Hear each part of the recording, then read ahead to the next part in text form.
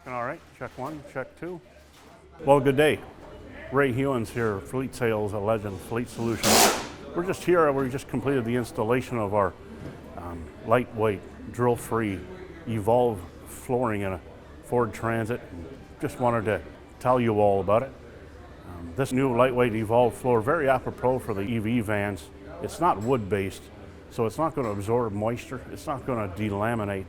It still has the same durability and versatility you expect. So whether you're just installing a floor for cargo purposes or whether you're installing a full upfit, you're going to be able to install both. Drill-free, of course, with our Evolve floor.